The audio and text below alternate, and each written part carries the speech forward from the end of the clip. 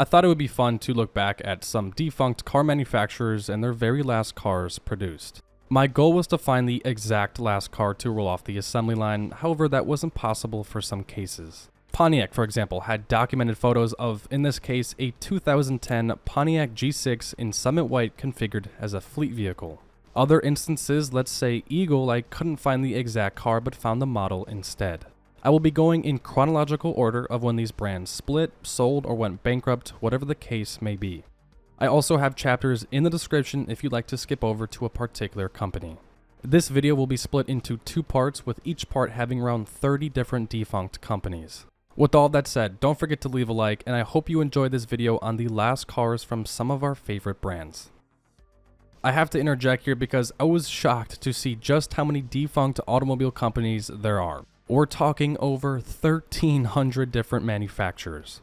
For example, Badger, that was founded in 1910, built 237 cars, then went bankrupt in 1911. Moon Motor Cars, they were founded in 1905 and lasted up until 1930. Playboy Motor Car Corporation, founded in the late 40s, they built 97 production cars and soon after went under. Starting a car company in the early 1900s was kind of like starting a tech company. There was low barrier to entry, tons of experimentation, parts were interchangeable, and there weren't really any standardizations. In this video, we'll see some of the more popular companies like Plymouth and Oldsmobile, but we'll also see some companies you've probably never heard of. Then of course, World War I and the Great Depression happened. In 1909, there were over 270 American car companies. Come 1929, fewer than 45 were left. If you've been watching me for any length of time now, you know that I don't include anything past the late 60s. And even then, that's pushing it, but this video will be an exception, as our first company is Airway, founded in 1949 and closed up shop in 1950. Airway managed to build 2 microcars, a coupe called the Vicinity and a 2-door slopeback sedan called the Traveler. They both had an all-aluminum body and chassis, a wheelbase of 100 inches, and were powered by an air-cooled 10.6 horsepower engine. They were considered to be modern and appealing looking, but unfortunately, these microcars were not it, and we'll soon see other attempts from other companies trying to do the same. Next is Keller, founded in 1947 and gone by 1950 due to unforeseeable circumstances. The 1949 Keller Super Chief, this wood-body station wagon, was the only model Keller was able to bring to limited production. It was designed to be affordable and economical with its 94-inch wheelbase, and there was local support and enthusiasm for this project. Unfortunately, George Keller, the president, he passed away and they closed up soon after.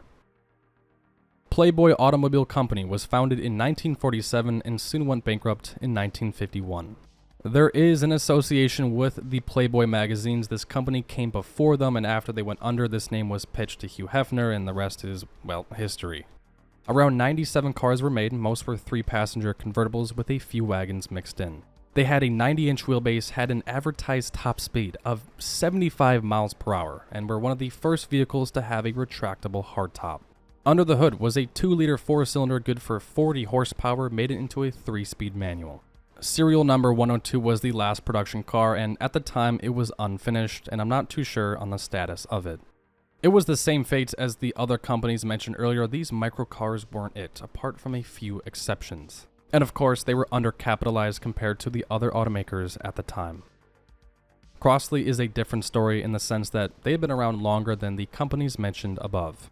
They started producing automobiles in 1939 and lasted up until 1952.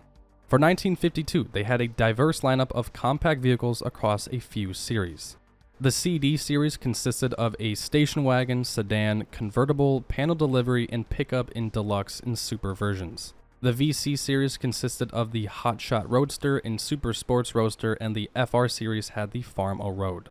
Crosley produced compact, affordable cars and were the first to have mass-produced disc brakes for them.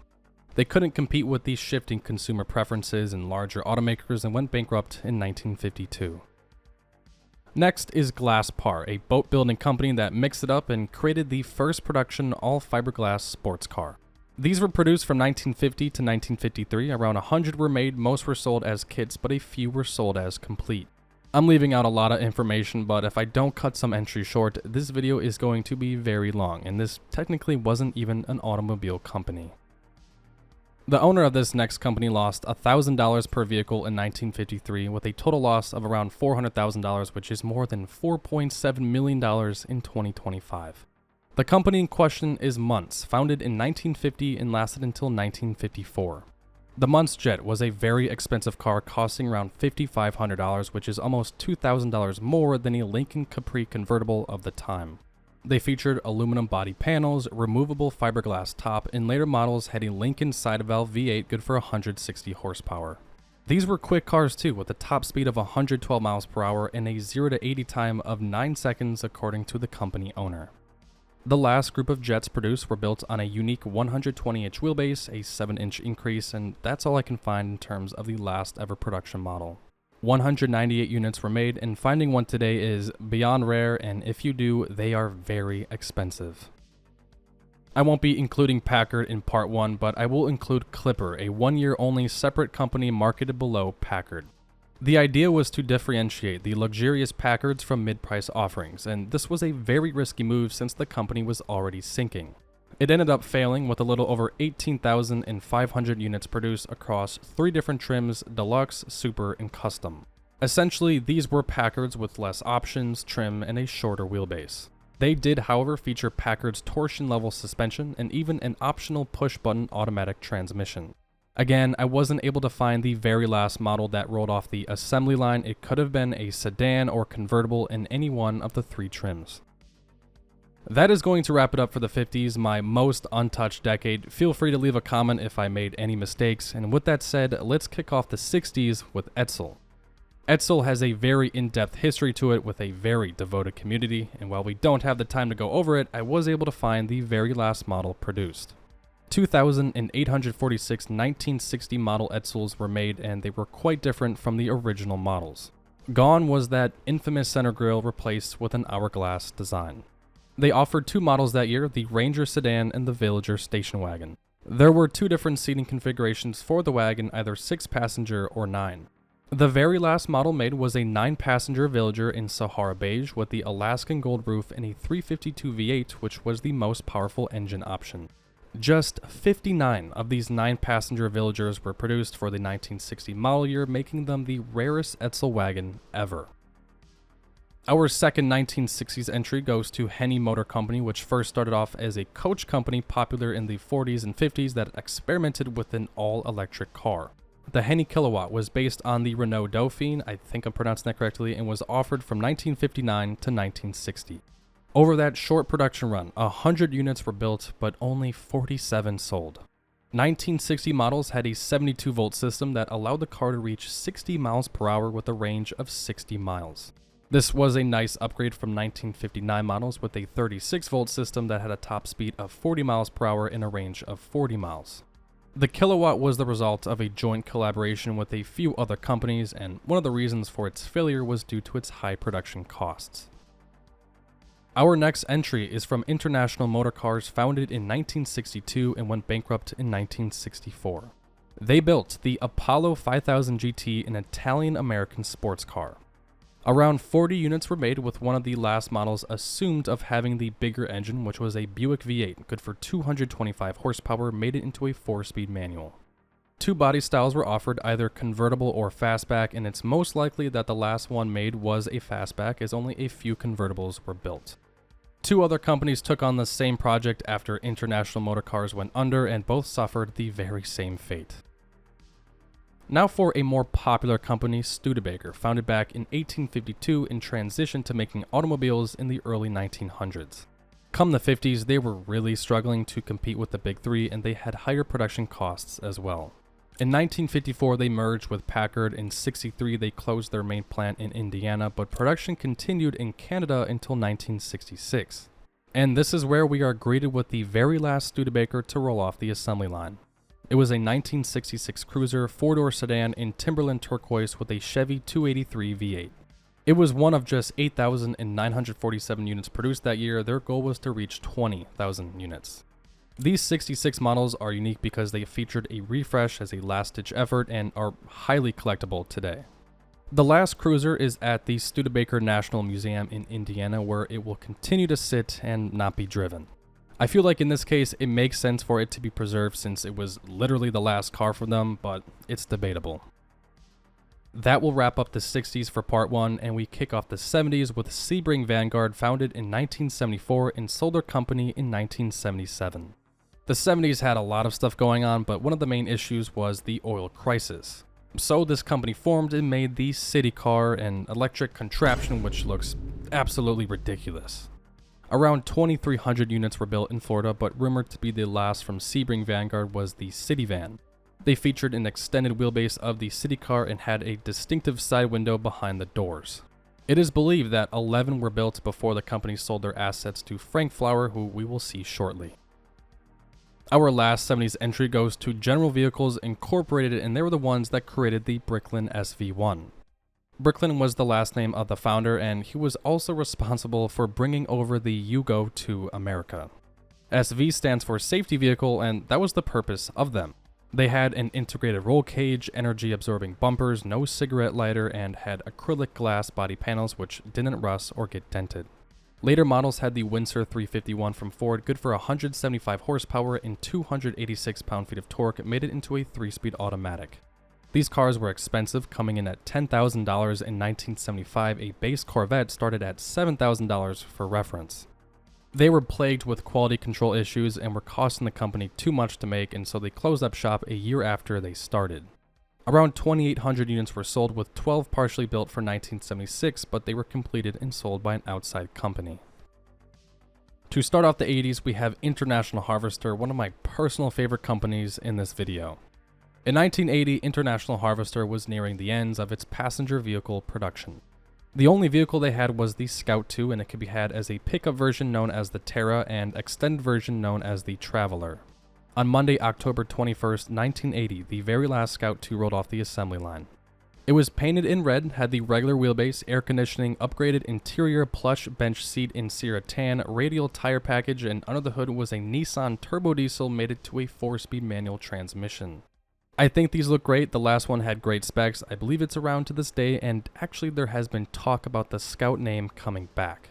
Of course, it is an EV, but it is interesting to see if this actually happens.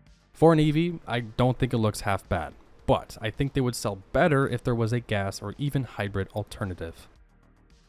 I'm going to be super quick with this next entry, it being Commuta-Cars Incorporated. They were the company that bought out Sebring-Vanguard.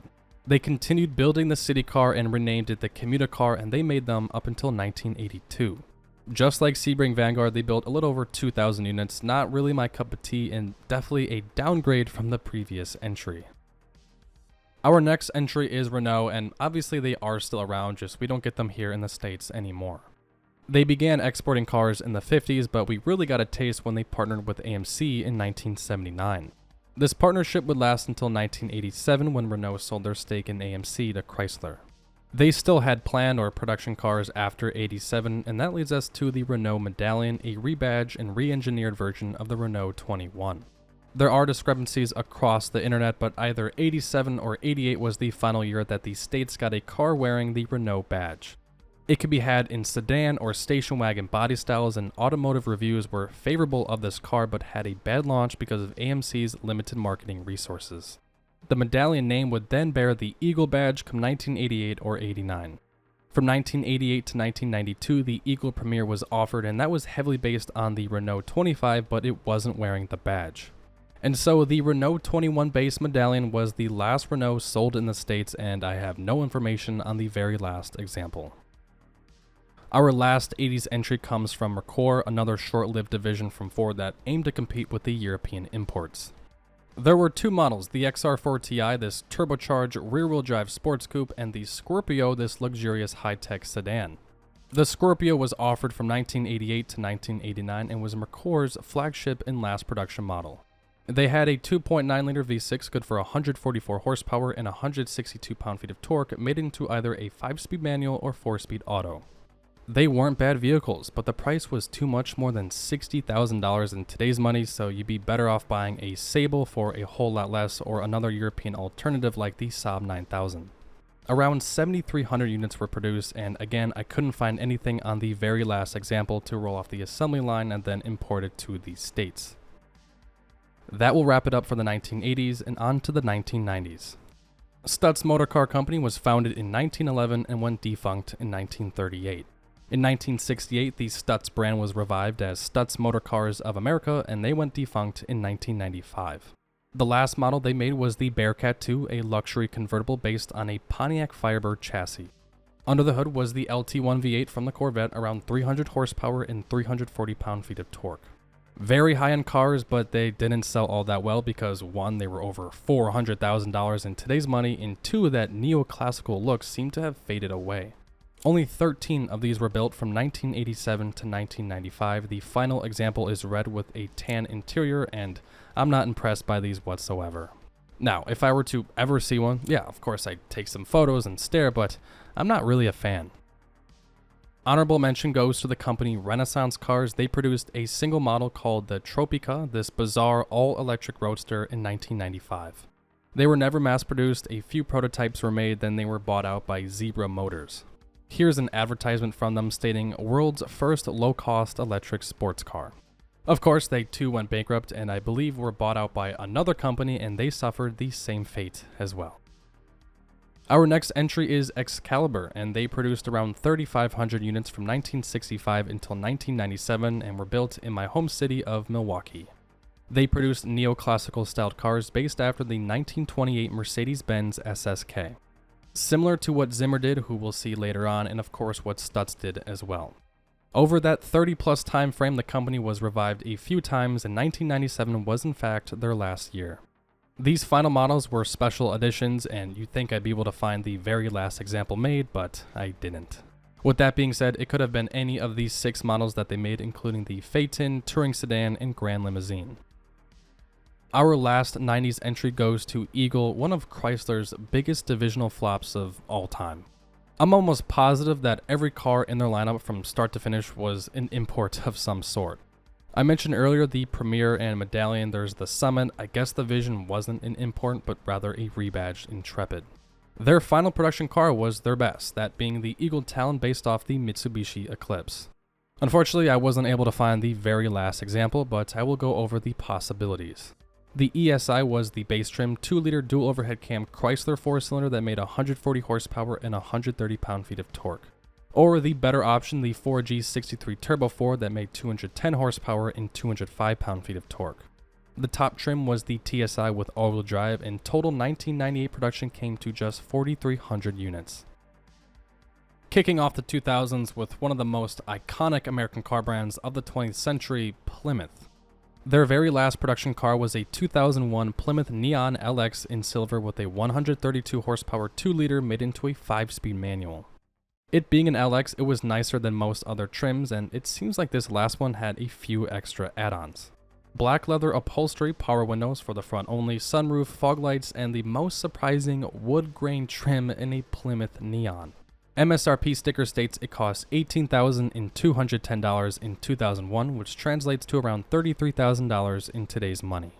The Neon was a great economy car, both first and second generations, fairly reliable but cheaply built.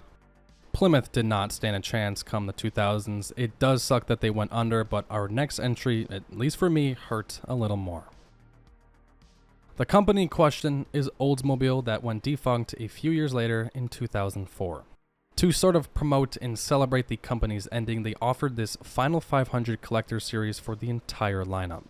First was the Intrigue for 2002, followed by the Aurora Bravada in silhouette, but the very last Final 500 produced goes to the Alero. Specifically, a 2004 Alero GLS Final 500 Collector's Edition. The Alero is a fairly easy to overlook car, not to me though, but my taste in cars is not like anyone I know. With it, you got dark cherry metallic paint, Collector's Edition badging both in and out, polished exhaust tips, power rack and pinion steering, 4-wheel independent suspension, and the 3.4 V6 good for 170 horsepower. The last Oldsmobile was well optioned out too, with 16-inch wheels, fog lights, rear deck spoiler, satellite radio, and signatures and messages from workers of the plant. MSRP for this car was $26,400, which translates to a little over 45 grand. I really like that GM did this with Oldsmobile given the company's extensive history and impact. I'm not bashing Plymouth or Chrysler for not, but they went the extra mile and I think it was a nice touch. Originally a Studebaker model in the early 60s that became a separate company in 1965, our next entry is Avanti. Since their startup, the company has had 5 different owners, with the last buying out Avanti in 1999. From the beginning, each of the owners went with GM power and platforms, but for whatever reason, the final owner went with Ford, specifically a Mustang GT platform and powertrain. The final year for the Avanti was 2006, 10 of them were built in Mexico, and the owner eventually ended up getting arrested for some illegal activities. That's all I really have for this entry, and that will conclude the 2000s decade.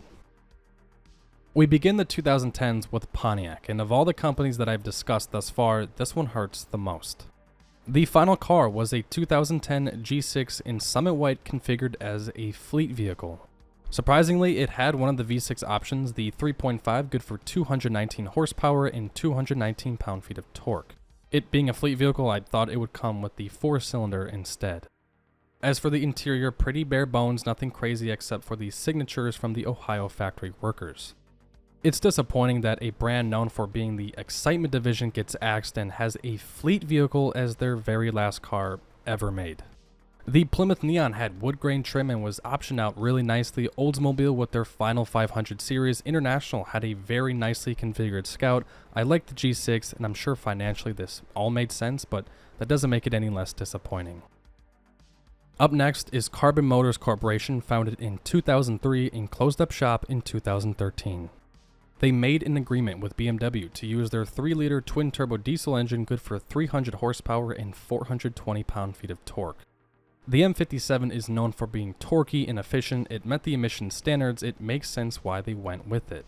The E7 came with advanced technology and safety features, and so they asked the government for a $310 million loan and were denied. Couple reasons: this was a very high-risk investment, this business was unproven, and the company had no revenue when they approached the government. What's interesting is Fisker asked for a $500 million loan and were granted with it. It makes you wonder what would have happened if they did get that loan. Most of our police vehicles are from domestic companies for various reasons, so that is another reason why this fell through. Next is Scion. I couldn't find the exact last model, but I believe it was the TC. Those are great cars, especially with the 5-speed. It's basically a 2-door Camry and a great first car. And I think I forgot to mention this, but they closed up shop in 2016. For the 2020s, we begin with Local Motors, founded in 2007 and went bankrupt in 2022. The Rally Fighter was an interesting attempt with its 6.2 LS V8, good for 430 horsepower, but their last vehicle was the Ollie, this ridiculous self-driving turd. I hate it so much, I'm moving on to our very last entry, which goes to Lordstown Motors, who recently emerged from bankruptcy under the new name New Ride Incorporation and are still around today. I don't see this company making it far, but I could be wrong, and I probably shouldn't have included in this video since, well, they emerged into a new company and are still around. And there you have it, almost 30 different defunct car manufacturers and their very last cars produced, or at least what I could find. After part 2, if there are any additional companies that I left out, then I will make a part 3, which most likely will be the case. But hold off on saying I forgot this or I forgot that, because I didn't. I tried my best to evenly split each list, so I'm leaving out some good ones for sure. This has to be my longest video yet, and if you made it this far, that really means a lot, and I just have to say thank you. That is going to wrap it up for this week's video. Enjoy the rest of your week, and I will really try and see you all next week.